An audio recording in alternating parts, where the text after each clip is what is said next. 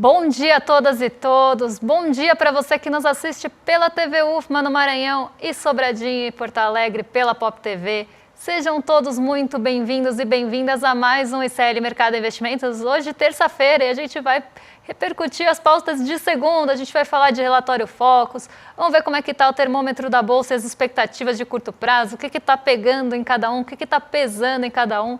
Vamos também entrar no terreno espinhoso das contas públicas, porque saíram as estatísticas fiscais, então a gente vai trazer assunto à tona. Vamos discutir também a forma que isso acaba sendo veiculado muitas vezes. Mas antes de tudo isso, bom dia, André, como você está? Bom dia, Débora. Bom dia a todos os nossos telespectadores.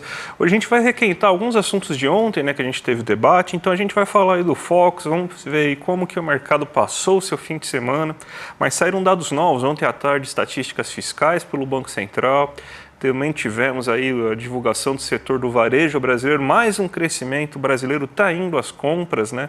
Então tem bastante assunto para a gente tratar nessa manhã de hoje, então a gente já pode, inclusive, começar com a nossa agenda, né? Então vamos ver o que nossos telespectadores podem enfrentar nesse dia de hoje, Débora? A gente continua, André, com a agenda bem repleta de resultados corporativos e balanços, vocês vão ver antes e depois do fechamento de mercado. A agenda acaba sendo tomada por esses resultados. Outra coisa que vocês vão reparar que está bem presente na agenda hoje são dirigentes do Banco Central dos Estados Unidos. Hoje uma série de dirigentes do Banco Central dos Estados Unidos vão falar durante o dia. Então vamos ver quem que fala o quê e quem que solta resultado. Bom, antes da abertura, o balanço do BTG Pactual já foi conhecido e também lá nos Estados Unidos, Home Depot. Então, esses já saíram. Também já saiu às 4 horas da manhã o índice de preços ao consumidor da Alemanha em outubro e o índice de expectativas econômicas por lá também. E o índice de expectativas econômicas surpreendeu negativamente, ficou bem abaixo do que se esperava, veio em queda inclusive. Então isso trouxe ali um mau humor que já estava vindo da Ásia, a gente vai entender por quê, para a Europa nessa manhã. Aqui às 8 horas teve ata do Copom também, mais do mesmo, nada muito novo sob o sol. E às 9 horas o IBGE divulgou o varejo restrito e ampliado. O que é varejo restrito e ampliado? Pesquisa mensal do comércio aqui para ficar mais fácil para vocês. Então, os dados de varejo restrito e do varejo ampliado. A partir do meio-dia a gente começa a ter, como eu falei, os dirigentes e diretores do Banco Central dos Estados Unidos participando de eventos ou dando pronunciamentos. Então, meio-dia a gente tem já o primeiro, em seguida a gente tem meio-dia e 15, o presidente do Fed de Richmond, o Tom Barkin, discursando um evento. Às 4 horas, o presidente do Fed de Minneapolis, nesse caso, participando também do Yahoo Finance Invest. Na Argentina tem inflação ao consumidor hoje também, CPI de outubro. Depois o presidente do Fed da Filadélfia vai a público também discursar. Presidente do Fed de Richmond, de novo aqui em um outro evento às 7h30. Então, como eu falei, a agenda está bem tomada por esses discursos de dirigentes do Fed, o que deve ganhar até um pouco mais de relevância, porque se tem uma incerteza em relação à próxima reunião de política monetária por lá. E aí a gente começa a ter, como eu falei, depois do fechamento, uma outra série de indicadores, que aí são os balanços que saem depois do fechamento do mercado. CSN, que estava na outra página, CSN Mineração, CVC, Eneva, Hapvida, IRB, Raizen, SLC Agrícola, Stone. E além de tudo, hoje ao longo do dia, na verdade até já saiu, então foi na parte da manhã, o relatório mensal do OPEP, que revisa não só ali as perspectivas para a produção ou para a demanda do petróleo, mas também para alguns indicadores globais. Então, uma agenda bem focada, André, como eu falei, em resultados corporativos e dirigentes do Fed. Eles tomaram a agenda toda. Então, um dia bem agitado aí, todo mundo esperando ainda o tal do maldito corte lá, vamos ver se vai sair hoje, né? Mas vamos passar para o nosso giro de mercado aqui, que a gente, com a abertura aqui, que a gente fala aqui para vocês aí, a ata do Copom aqui no Brasil em destaque, também está esperando também a questão aí dos cortes de gastos, que não deve sair hoje, deve começar a sair lá para amanhã ou quinta-feira, mas a gente pode começar pela Ásia, que está seguindo uma tendência meio que mundial, que é esse nervosismo com a vitória do Trump, lá essas incertezas, esses protecionismos, e a Ásia está sentindo bastante, né? Tanto os mercados mais ligados ao Ocidente quanto a própria China, né? Exatamente, todos eles foram para o terreno negativo, caíram em bloco hoje, e muito por conta dessas incertezas levantadas em relação a nomeação do gabinete, né, ou quem que vai ocupar qual cargo na presidência do Donald Trump, ou sob a presidência do Donald Trump nos Estados Unidos. Para a Secretaria do Estado, está sendo ali ventilado Marco Rubio, né? E Marco Rubio é um conhecido, é bem conhecido, na verdade, por se opor à China, né? Então ele já teve ali pronunciamentos em relação a isso, já se colocou ali contra a China, já trouxe ali falas em relação a isso, também Irã e outros países, Venezuela, então ele é conhecido por isso. E a China, então, hoje acabou reagindo negativamente a isso, porque já se espera de um governo de Donald Trump um maior protecionismo. Isso já está sendo esperado, principalmente em relação à China, né? Tarifas de importação mais altas, outras possíveis barreiras comerciais. Então, isso já é esperado. Se ele for realmente ocupar essa cadeira, isso pode se intensificar, inclusive, com outras tensões. Então, as tensões geopolíticas na China hoje acabaram ficando em voga, elas acabaram ficando ali bastante no radar, e isso fez com que o Xangai Composto recuasse bastante. O Hang Seng, que é aquela bolsa mais ligada à tecnologia de Hong Kong, também caiu bastante hoje. Mas vamos ver aí, vou colocar na tela o Xangai Composto para vocês, caiu 1,39, justamente reagindo a isso. Então, o que a gente teve na sexta-feira, até para voltar um pouquinho, porque ontem a gente acabou tendo debate aqui no programa, a gente não falou de Ásia. Na sexta-feira saíram aqueles pacotes de estímulos da China, mas não o detalhamento do pacote, só o aumento ali do teto da dívida. E o mercado achou isso insuficiente para que se estimulasse a demanda ou a economia chinesa. Depois disso, a gente começou a ter queda no preço do minério de ferro, que está afetando muito a nossa Vale aqui no Brasil, mas a queda do minério de ferro vem muito por isso. Então, o Xangai Composto está numa tendência aí negativa há algum tempo por conta desse pacote que não acabou trazendo um ânimo. Muito pelo contrário, acabou decepcionando o mercado. O mercado queria mais de estímulos da China, quem diria, né? A China pode tudo nesse caso. Então, queria um pacote de estímulos à economia um pouco mais detalhados.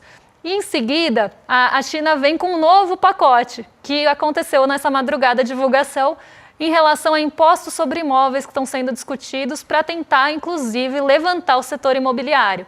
E o Hang Seng é uma bolsa que tem muita tecnologia e também tem essas incorporadoras chinesas.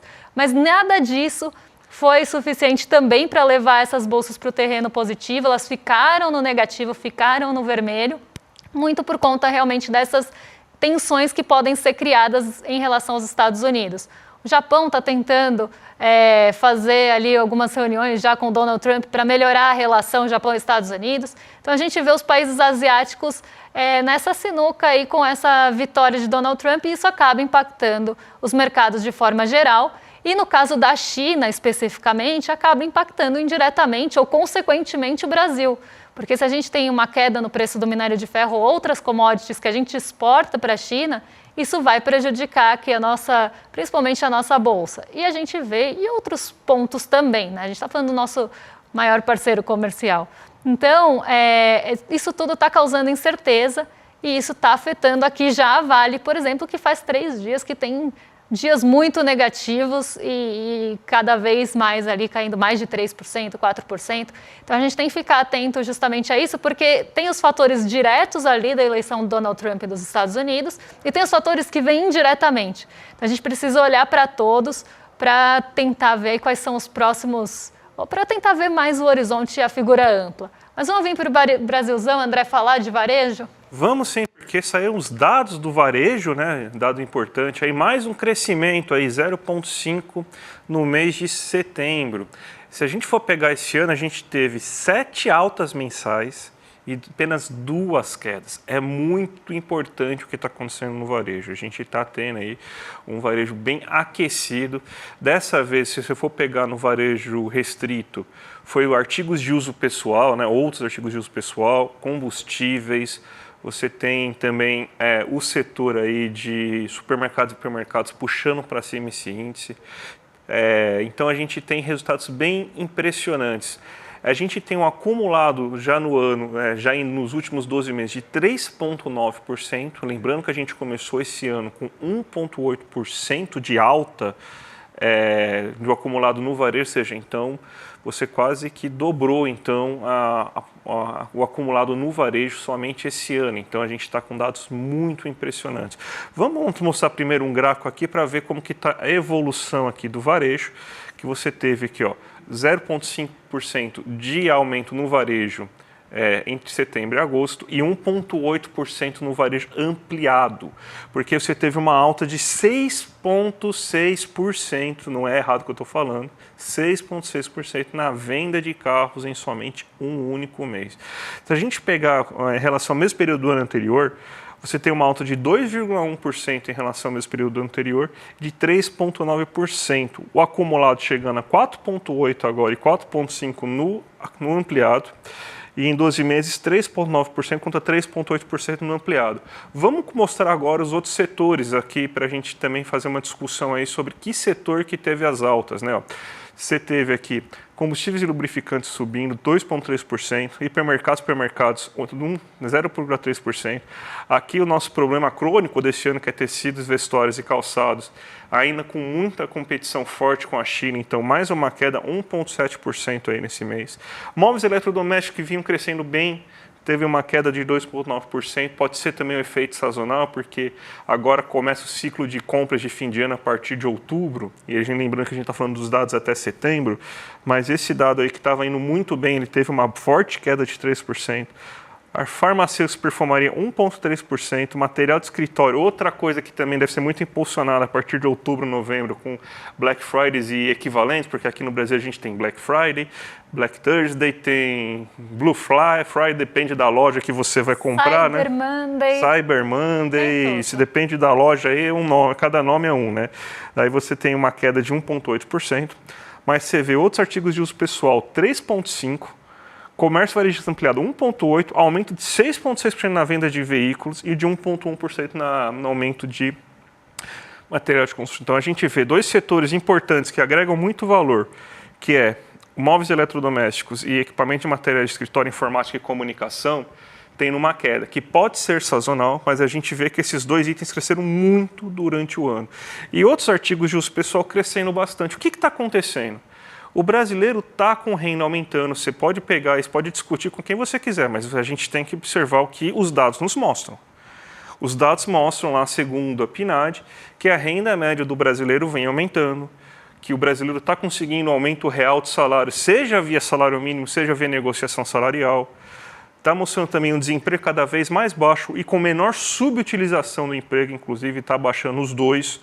Isso aí faz com que o brasileiro tenha mais segurança para comprar, mais renda para comprar. É um brasileiro que passou anos com demanda reprimida, que queria comprar, mas não tinha possibilidade de comprar porque a renda não crescia, porque o desemprego era alto, o medo do desemprego era muito maior. Daí o brasileiro, com menos medo do desemprego e mais renda, está saindo as compras.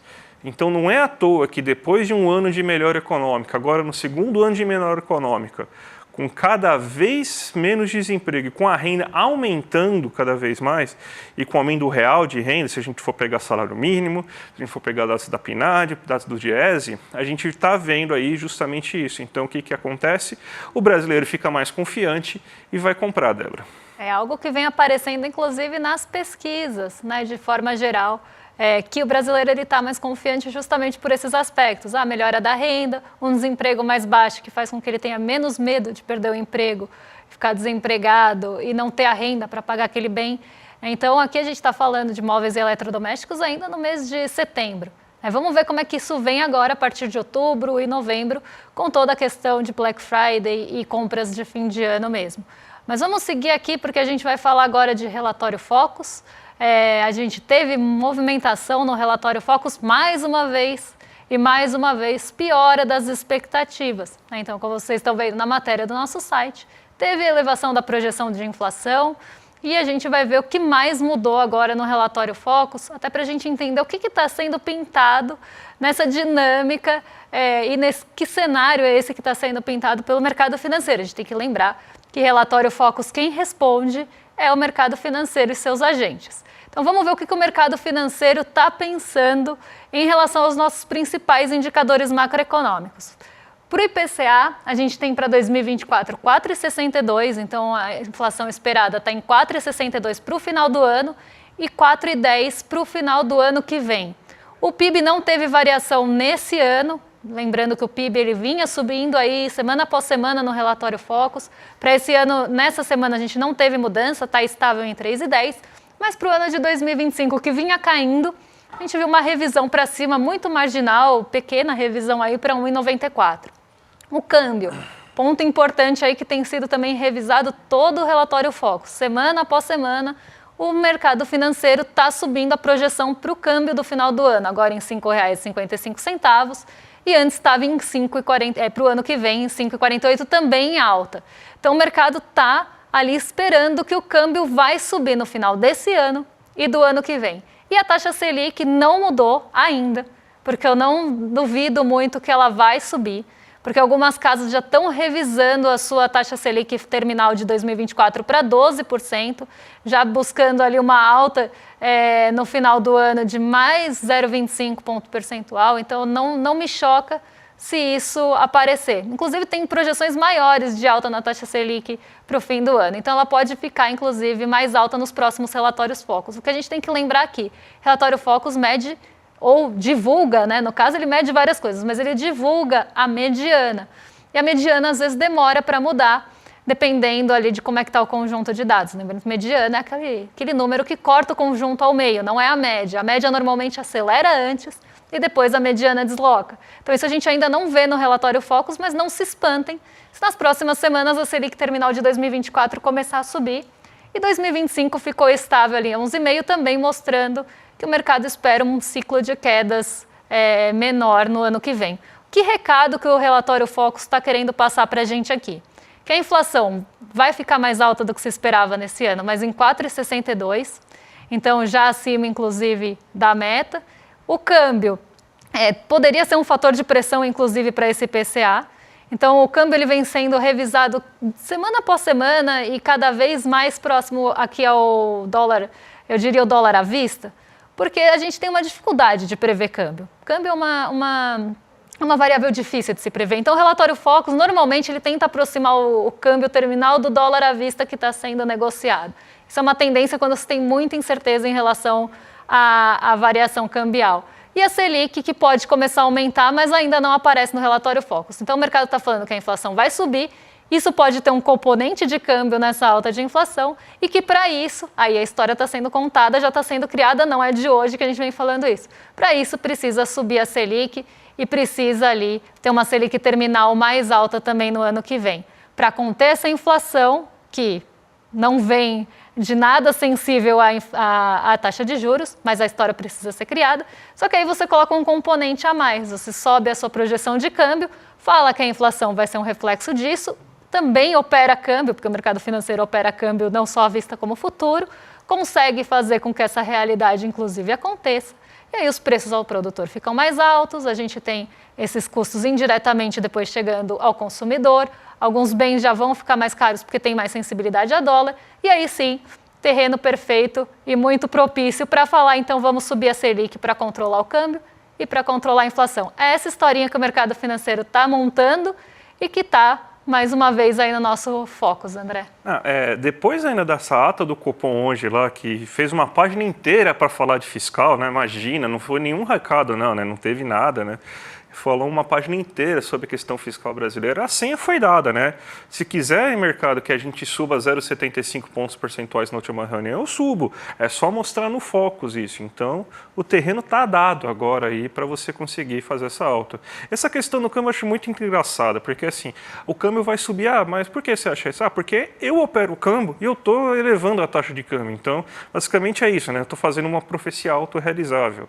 Mas é aquela coisa, né? O mercado está colocando a faca no pescoço do governo, o corte de gasto aí está sendo cada vez aí mais, estão pressionando cada vez mais por esse corte de gastos, daí o mercado fica azedo, tá uma beleza, né? E teoricamente esse corte de gastos aí é para você conseguir reduzir esse déficit e você chegar na meta, né? Então já que a gente está nesse assunto, vamos falar aqui do resultado fiscal do governo que saiu ontem à tarde aí pelo Banco Central do Brasil. Você teve, então, um déficit primário de 7,3 bilhões em setembro. É o menor resultado negativo aí, se a gente for comparar desde no mesmo, um resultado negativo menor, se a gente for comparar com o mesmo período anterior. Então, pelo menos os críticos não podem culpar o governo de estar tentando aí fazer esse ajuste. Aquela coisa. Eu concordo? Não concordo, mas está tentando. Então, o mercado devia ser mais, vamos dizer assim, menos agressivo. Assim. Vamos mostrar aqui no gráfico aqui, o que está acontecendo aqui com a dívida pública. Você vê aqui, ó, em janeiro, começa aqui, ainda aquele efeito lá, já estava caindo isso a partir de janeiro, você vê que o positivo começa a diminuir cada vez mais. Aí chega lá em novembro de 23 com um déficit de 131,3 bilhões, equivalente a 1,22% do PIB. Aí, em dezembro de 23, você tem esse salto gigantesco que é o quê? O pagamento dos precatórios. E isso aqui influenciou basicamente a trajetória do ano inteiro. Ó. Você vê que a barriga cresce aqui, você não tem um estouro tão grande das contas públicas e começa a cair nesses últimos meses do ano. A gente sai das contas públicas aqui em janeiro, aqui, basicamente a gente está no mesmo, né? A gente teve uma leve queda, mas se a gente pega de fevereiro, a gente saiu de 268 bilhões de queda na conta pública, no déficit público, para 245 bilhões. Então saímos aqui de 2,44 para 2,15. Tá, beleza, é insuficiente, vamos dizer assim.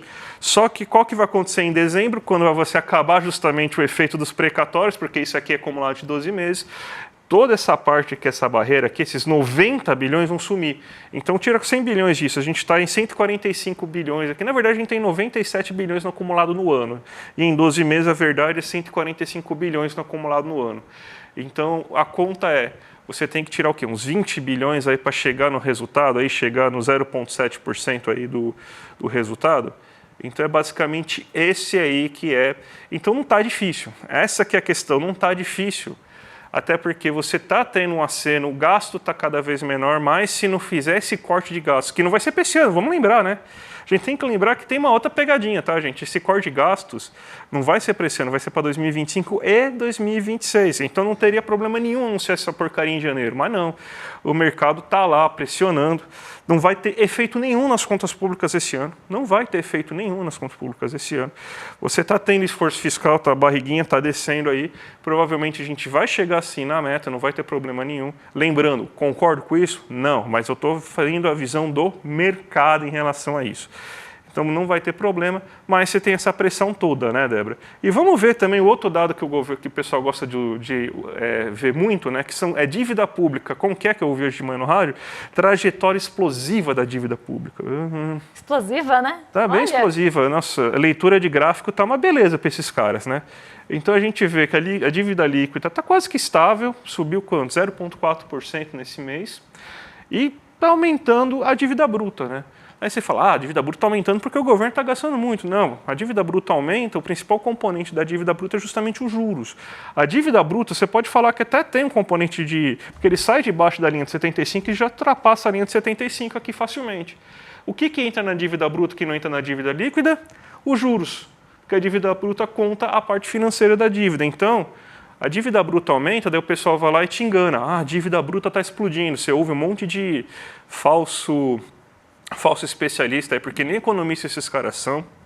Ele fala, não, a dívida bruta mostra uma trajetória explosiva, a gente resolver isso. Como? Aumentando a taxa de juros. Para explodir ainda mais a dívida bruta.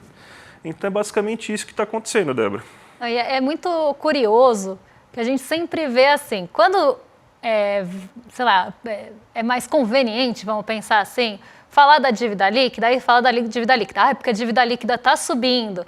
Isso é a dívida líquida PIB, né? Porque aqui a gente está falando da relação dívida-PIB. Então está tomando muito PIB, isso está trazendo mais risco, está aumentando o risco do país, porque a dívida líquida está subindo. Só que ela está estável há bastante tempo. Então começaram a olhar para outro componente para manter a narrativa. A dívida bruta está subindo e a nossa relação dívida-PIB está muito alta. Então isso traz risco ao país. E aí qual que é a justificativa? Então vamos aumentar juros. Aí aumenta juros, aumenta a dívida bruta. Até vi um gráfico hoje de manhã bem tendencioso em relação a isso, que era por governos.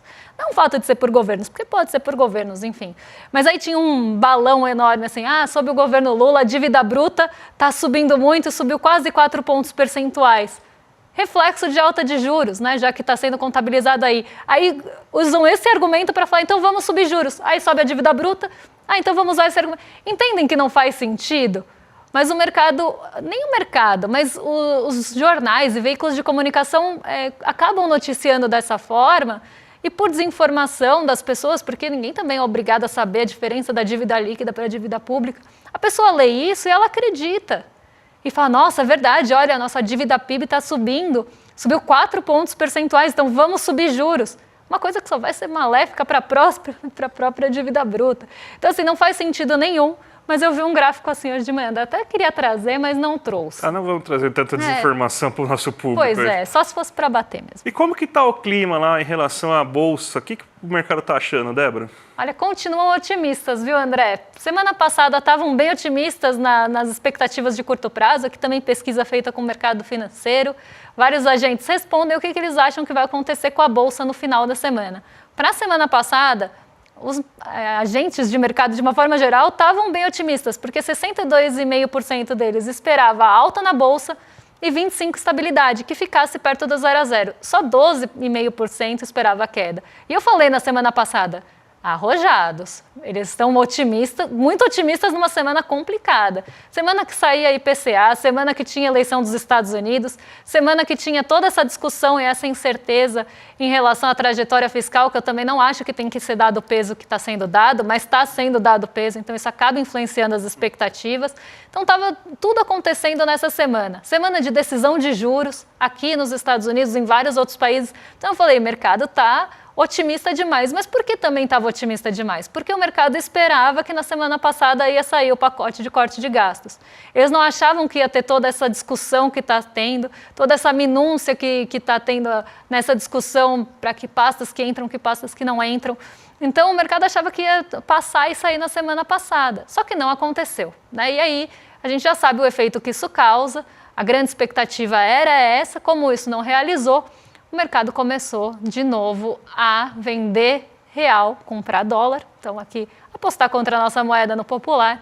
E também a nossa bolsa cai com a queda do apetite pelo risco. Isso sem contar todo o cenário internacional que também está pressionando. Para essa semana eles continuam otimistas. Olha só, não bastou errar nas 2 últimas semanas, eles continuam otimistas porque eles agora estão esperando que essa semana saia o pacote de gastos. E se isso acontecer, parece que todos os problemas vão ser resolvidos magicamente.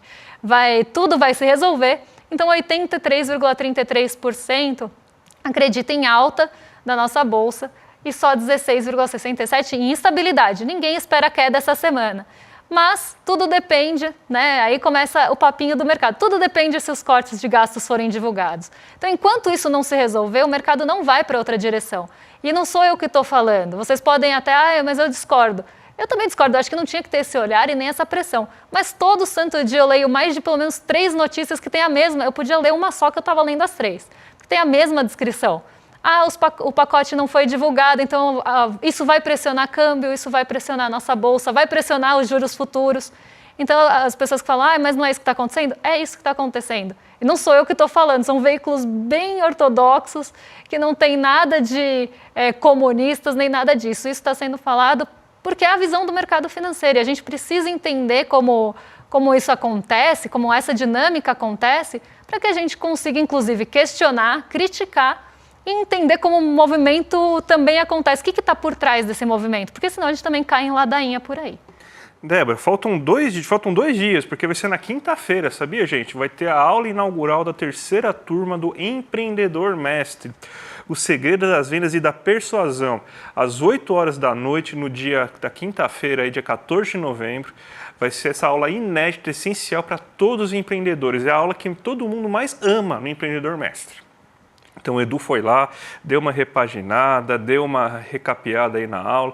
Todo mundo ama essa aula, então e vai apresentar para vocês ao vivo aí amanhã, na quinta-feira aí, para vocês conhecerem esse projeto aí que é simplesmente maravilhoso. Então, gente, não perde.